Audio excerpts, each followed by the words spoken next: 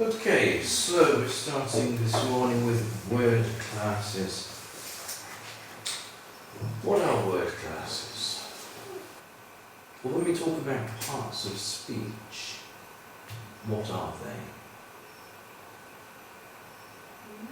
Pronouns, nouns, verbs, yeah.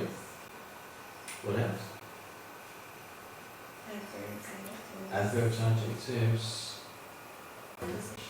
Prepositions, good. Conjunctions, good. Any more? Yeah. Well, let's say one more major class is determiners. And then there are a couple of very minor word classes, things like the existential it or there, you say, there is a book. And another minor one would be things like exclamations. They don't really belong anywhere else. So the major ones are the 8 that you said: verbs, nouns, pronouns, determiners, adjectives and adverbs, prepositions and conjunctions. And knowing word classes can be a very useful way of constructing things. Now, the slight difficulty is that some words may belong in different categories because the categorization depends upon how they're being used. And in some cases, it could actually be a different word, technically speaking. So, for example, the bow that shoots arrows, or the bow that you tie, they seem similar. You might think, well, two related meanings of the same word. But then the bow of a ship, which is a homograph, is spelled the same way, or the bow at the end of a performance, clearly are different things. They're not the same word in any case. And then, of course, the first 3 examples there are all nouns. The fourth one is also a noun but could be a verb. You can bow, or you can take a bow. And so, in the same way as within these examples, we've got different words which just look the same. They could be written the same way, possibly sound the same, but maybe not. Similarly, you can have different words that are related, but belong to different classes. So you can take a bow, and that's a noun, or you can simply bow, and that's a verb. Obviously, they belong to different word classes, and that doesn't create any difficulty with our system of classification. Now, a slightly more confusing example sometimes is with words like up in this pair of examples. Can be adverbs, can be prepositions. So in the first example here, the use of up coming at the end of the sentence obviously is an adverb, but in the second example it's a preposition. So if somebody says, what word class does up belong to? Well, the answer is really, it depends. It depends how it's being used. Just as if someone asks, what word class does bow belong to? It depends. It can be a verb or a noun. And then 1 or 2 other examples that can be slightly confusing sometimes. Just happens that for the feminine gender, the one form her corresponds to him as the object pronoun, and also to his as the possessor. And then the second point here, with possessive adjectives like his, obviously there's a certain logic to call them adjectives because they are possessive adjectives, but we tend to categorize those within the broader umbrella of determiner. So if we say this is the glass, we're specifying which glass. If we say this is his glass, again we're specifying which glass. So it seems helpful to to categorize these possessive adjectives as being a type of determinant. On the other hand, it is being used to describe a noun, and there's also a certain logic to just calling it a possessive adjective. So either way is okay. And then of course his is also used as a possessive pronoun, where there is no noun following it. So in the previous example, we've got his followed by a noun, his glass, and that's a possessive adjective. Here, where we've simply got his without a noun accompanying it, the possessive pronoun has taken the place of the noun, which is what pronouns do.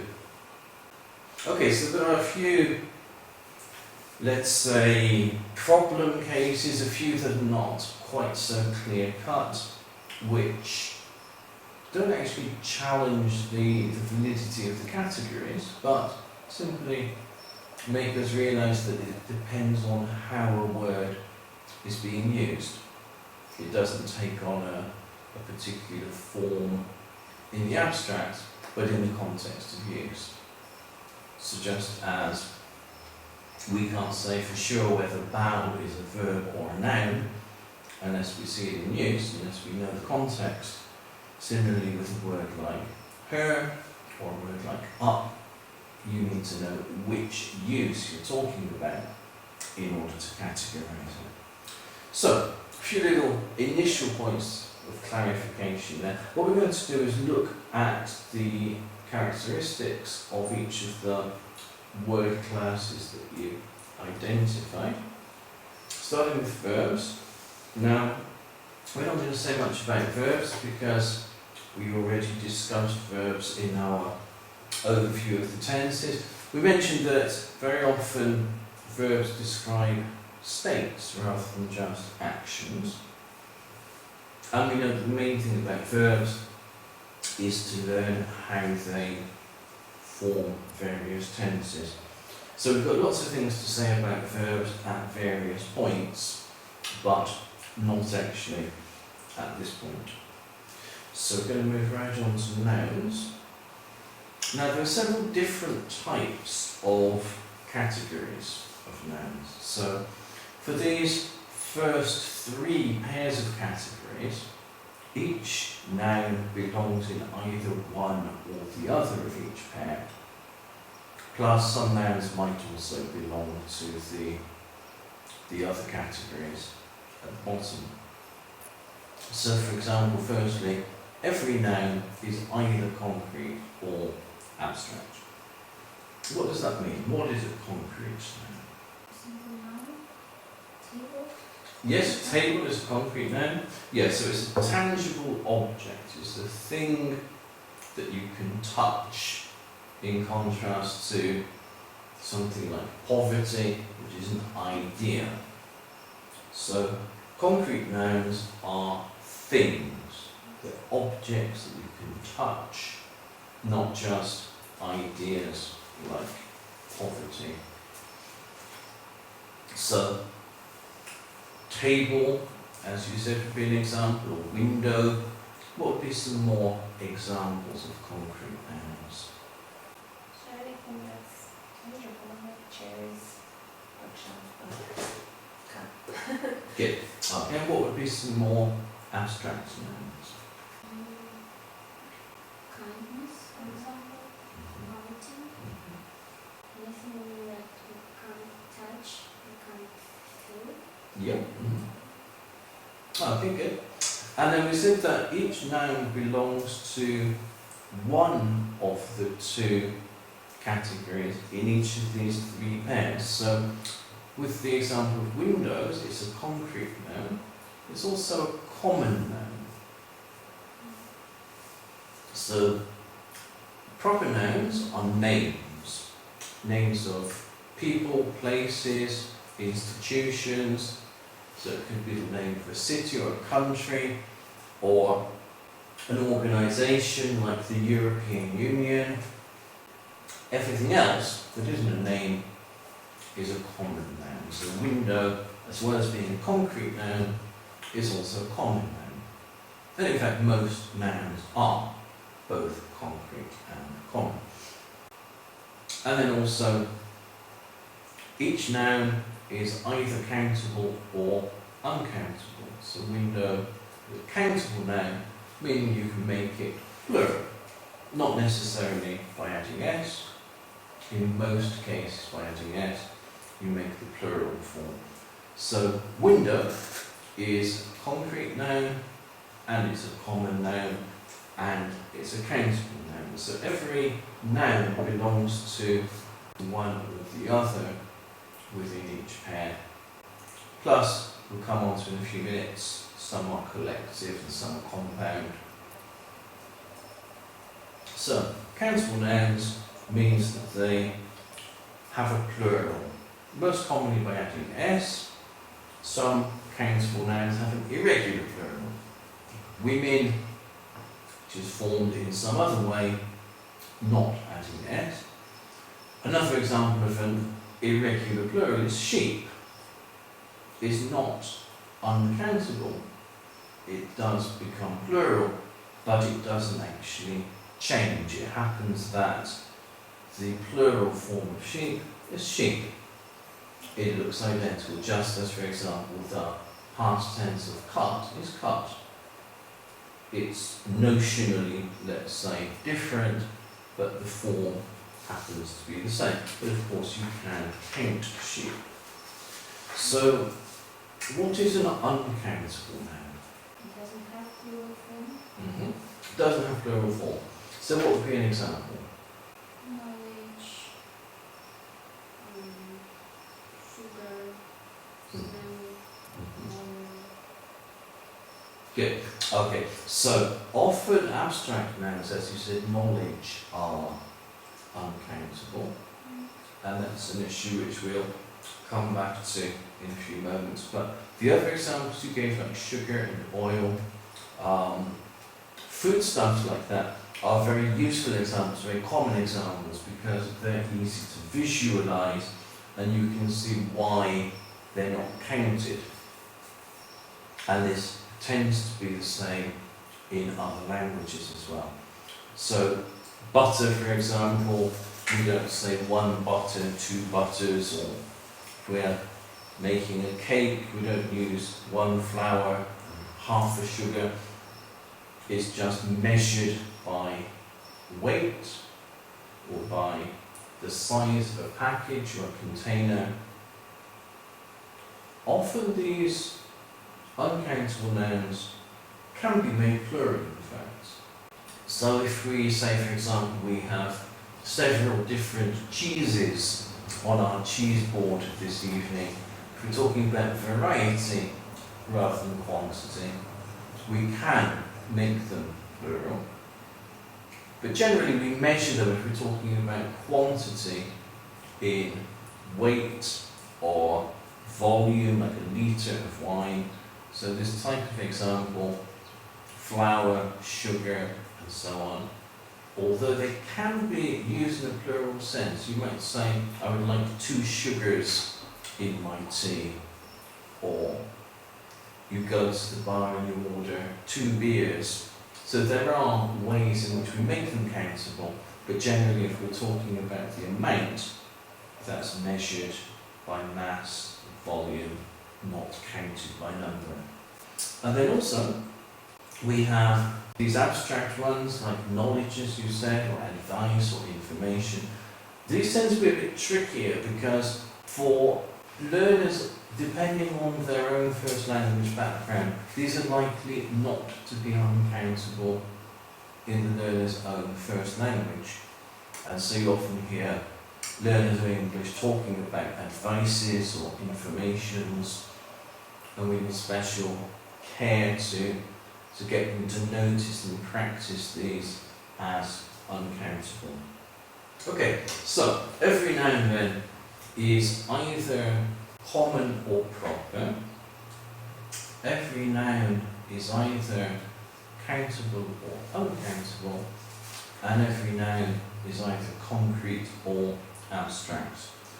And then we said there are a few which are collective nouns. What does that mean? Type of something like a breed of dog, or for example, cat. Tiger can be cat. Okay, no, that's not what a collective noun is. When you have a category like that, well, there are different categories if you're talking about species of animal, but generally in language we talk about the superordinate, being a word like vehicle or furniture, and then within that the hypernyms are the types of animals, cat, dog, whatever, or the types of vehicles, car, bus, whatever. So that's something else. Collective noun is a word which refers to a collection. So you've got one word in the singular number which refers to a group. Now, of course, you could make jury plural, and you have several juries, or teams, or groups, but even in the singular, it refers to several people or several animals, because we do have also a lot of collective nouns for different types of animals. So we talk about a flock of birds, for example. So what would be some more examples of collective nouns? Police. Police. Yeah, if you said the police force, that would refer to lots of members. You see family. Yes. Crowd. Yes, good. Okay, so any noun where the singular form refers to several people or several animals, several members, let's say. And then lastly for nouns we have compound nouns. What are they? 2 words. Yes, they're 2 words and happens to them. And exist separately. Right, they can't exist separately, nicely put. So you have a combination, primarily a combination of 2 nouns like traffic and warden put together to make traffic warden. Doesn't have to be 2 nouns. In the example mother-in-law, you've got 2 nouns with a preposition, and with take off, you've actually got no noun at all. You've got the verb take, adverb off, put them together, change the stress. Instead of take off, it becomes take off, and that's a noun. And as you can see from these 3 examples, compound nouns may be written as 2 separate words, like traffic warden, or they may be hyphenated, like mother-in-law, or merged into a single word, like take off. And there's no real difference, there's no real distinction here. Often over the course of time, words may begin to be used together increasingly, they become hyphenated at some point, and then eventually may be written as a single word. So if you look in a selection of different dictionaries, often you find different forms for certain compounds. You can see from the other example here, corkscrew or bottle opener. There's no real reason why corkscrew should be a single word and bottle opener 2 separate words. And if you think about how the forms change over time, you might remember when we used to have a hyphen in words like email. When we started to use this prefix e, it was hyphenated. If you go back a couple of hundred years, you might find the word today hyphenated. So this is a progression over time. As things become increasingly used together, they tend to merge. Okay, pronouns. What do pronouns do?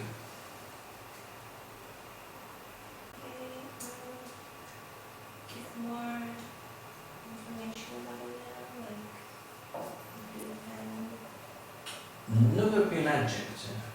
what was the question? What do pronouns do? Do they maybe replace a noun? Yeah. Yeah. So depending on the function within the clause, we have different types of pronouns. Primarily subject pronouns like I, and object pronouns like me. So these are the personal pronouns which are used to replace the subject or the object in a sentence. Then apart from those personal pronouns, another type is demonstratives. So the demonstratives, this, that, these, those, each can be used as adjectives or as pronouns. So you can have the demonstrative adjective, this, accompanying the noun, like this glass is empty, or you can have the demonstrative pronoun, this, replacing the noun. So in the question, whose is this? There is no noun, the pronoun has taken its place. Of course, you could say, whose is this glass? And this is the same kind of usage that you see also with possessives. You have the possessive adjective, my, possessive pronoun, mine. So if you want to use the noun, you will accompany it with the adjective, either the demonstrative adjective this or the possessive adjective my, or you can use the pronouns to replace the noun. So you simply say, whose is this, without the noun, which glass is mine. And as we said before, looking at the possessives, possessive adjectives may be classified as a type of determiner, as may the demonstrative adjectives. Okay, we said that if your pronoun replaces the subject of a sentence, you use a subject pronoun like I, or if it replaces the object in the sentence, you would use me. What would happen if the subject and the object in the sentence are the same person?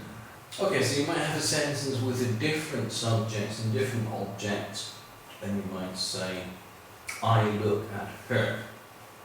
I is the subject, her is the object.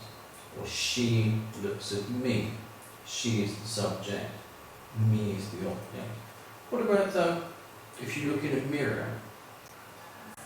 Yes, I look at myself. Good. So we've got reflexive pronouns which are formed by adding self or selves, the plural, generally on the basis of the possessive adjective. So my is the possessive adjective, myself the reflexive pronoun. And this is another area which tends to cause errors for our students, because the way the reflexive pronouns are used in other languages may also cover the use of these reciprocal pronouns. So it could be if you're French and you say something like nous nous aimons, you mean each person loves the other. Or of course, if you're Greek, you say a single word. You don't need any pronoun at all, agapiomαστε. But to do this, you're likely to make the mistake of using reflexive pronouns rather than the rather less common reciprocal pronouns. Okay, so that was pronouns. Now determiners. What are determiners? Well, determiners are words which determine, which specify which thing we're talking about or how many of them.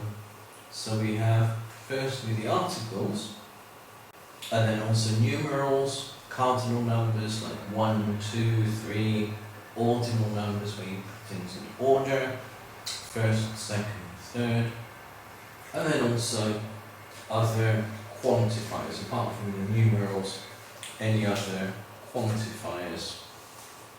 So quite simple looking little words, quite innocent looking little words. In particular, the definite article the causes a lot of difficulties for learners. Mainly because the use or omission of the is so complex to describe. And when in our grammar books we do come up with rules to describe how and when it's used, the rules become extremely numerous and complex. For quantifiers, the main issue here, a fairly simple issue to address, is that we use quantifiers differently depending whether the noun they quantify is countable or uncountable. So we have some quantifiers that can be used both with countable and uncountable nouns. You can have some books in plural, or some cheese, uncountable. A word like several could only be used with a countable noun. You couldn't say several cheese. So we have certain quantifiers that are used just with the plural, like many, others which are used just with uncountables, like much. Okay, what do adjectives do? They describe a noun. Exactly. Adjectives describe nouns. Okay, so adjectives have three forms. They've got their base form, like old, and then of course they can be made comparative, like younger, youngest, superlative. You make the adjective comparative and superlative with the suffixes and ist sometimes, and other times we use the words more and most. So generally we make adjectives comparative with and superlative with ist if the adjective is a single syllable. If it's 3 syllables or more, we would use more for the comparative and most for the superlative. More appropriate, most appropriate. If they have 2 syllables, it's a little more complex, but mostly they tend to use more and most, but several 2-syllable adjectives take the suffixes and ist. So one way or another, we can make them comparative and superlative. And adjectives normally can be used in either of 2 ways. So they can be used as attributes before the noun, or as complements following certain verbs. So if you have the noun following the adjective, like old man, adjective there is being used as an attribute. Following a verb like is, the adjective being used as a complement. There are just a few verbs that can do this, apart from the verb to be, verbs of senses. So it could be the man looks old, or any synonyms of that, like seems old, appears old, or with any of the 5 senses, whatever verb you might use to describe those. Something might sound interesting, something might taste delicious, or smell delicious, something might feel soft. Otherwise, if you're using a verb, it would be described by an adverb. But just those few verbs are followed by adjectives as complements. So most adjectives can be used in either of these 2 ways. There are some adjectives like this can't be used as attributes. We also use participles as adjectives. You have a verb like the verb to interest, which forms a pair of participles, interesting, which in a way is the active, the present participle, interested, which has a passive meaning, the past participle.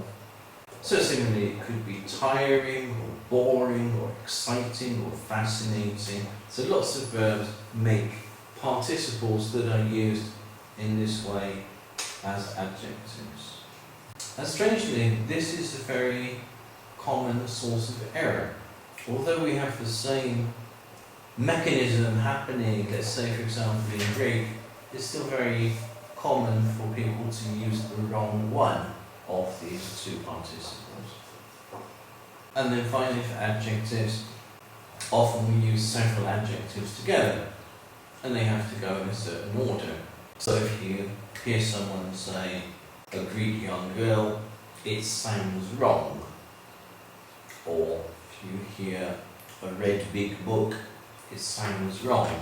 And it's possible to describe how the adjectives should be ordered using lots of categories about size and colour and temperature and so on. But essentially what you do, more or less, is just start with the most subjective at the beginning of the phrase and move towards the most objective. So for example, young, in a way it's a matter of opinion, what seems young to you, whereas Greek is much more objective. It's the fact she's either Greek or she's not. So if you have a series of adjectives, start with one which is more a matter of opinion and then order them so that you end up with the most objective right before the noun. Adverbs, what do adverbs do? The quality of action. Yes, nicely put. Describe the quality of an action. So, primarily, adverbs describe verbs. They describe how you do something. So if you have an adverb of manner, like quickly, it tells us in what manner the action is performed. So the most prolific and the most, let's say, archetypal function of an adverb is to modify a verb in this way. An adverb of manner telling us how the action is performed. But apart from that, we have various other types of adverbs. Adverbs of degree, like very or slightly, extremely, which can be used to modify adjectives or to modify other adverbs. Telling you how hot, how quickly. So they're telling you the degree. So quickly is an adverb that I think looks like an adverb. Lots of others don't really look so much like what we consider an adverb to be. So very, for example, doesn't have any particular form that shows us it's an adverb. Often you can find synonyms or near synonyms that do have this ly suffix, which perhaps help you to realise that they are in fact adverbs. So very maybe doesn't look so much like an adverb, but extremely perhaps looks more like one. So apart from adverbs of manner, adverbs of degree, two more types of adverbs, adverbs of place, and adverbs of time. And there are more to come. One thing we need to know about adverbs as well is where to put them. You can insert an adverb at various points in a sentence. What options would you have in this example? Where in this sentence could you put the adverb carefully? At the end of the sentence. Yeah, it could go right at the end. Where else could it go? She carefully picked up. Yep. And one more option. At the beginning. Yes, it could also go right at the beginning. So it could go in any one of those three positions. What about if we change the example slightly to this? Could we still use the adverb in any one of those three positions? After picked up, it sounds not so good, I think. Okay, so you wouldn't put it after picked up in any case. Here also you couldn't put it after picked up. I mean, she carefully picked up. Alright, so it could go after the subject again. Could it go right at the beginning? Yep. Could it go right at the end? Possibly.